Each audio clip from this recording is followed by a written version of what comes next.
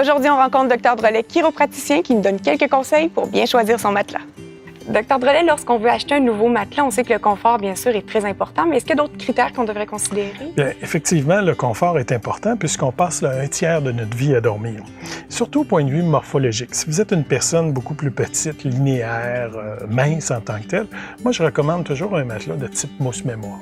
Si vous êtes une personne beaucoup plus costaud, beaucoup plus avec des hanches assez développées, bien, je veux dire aux gens, allez-y avec le ressort en tant que tel, le bon vieux ressort, là, avec au moins une compression de 15 à 20 % ou soit aussi en latex qui a un effet rebondissant. Et est-ce que la position qu'on adopte lors du sommeil a une influence aussi sur notre choix de matelas? Effectivement. Si vous êtes une personne là, qui dort sur le côté, moi, je recommande toujours un matelas semi-ferme à moelleux. Si vous êtes une personne qui dort sur le dos, bien, je recommande en fait le bon vieux ressort.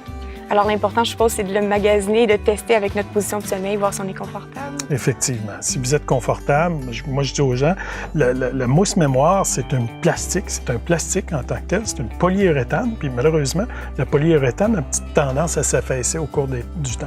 Alors, ce qui est important, c'est de l'essayer, mais l'essayer au moins pour une période de 10 à 12 minutes. OK. Et si on a certaines pathologies, si on a très mal au dos, par exemple, est-ce qu'il y a des conseils que vous pourriez nous donner pour mieux dormir? Oui.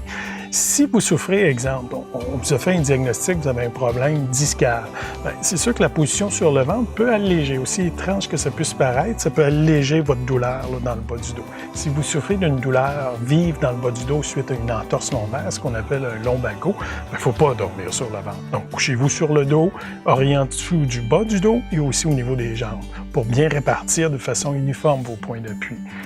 Alors, idéalement, c'est vraiment sur le dos.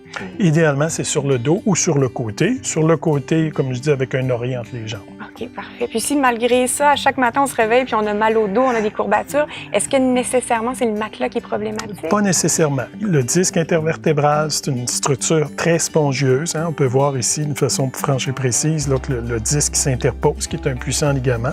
Alors, ça a des propriétés hydrauliques. Lorsqu'il y a une fissure, une dégénérescence, une incompétence dans le disque, est-ce qu'il y a une fuite dans le disque intervertébral, bien, ça va créer ce qu'on appelle des rigidités matinales, des raideurs avec douleur. On va se sentir comme un petit vieux le matin.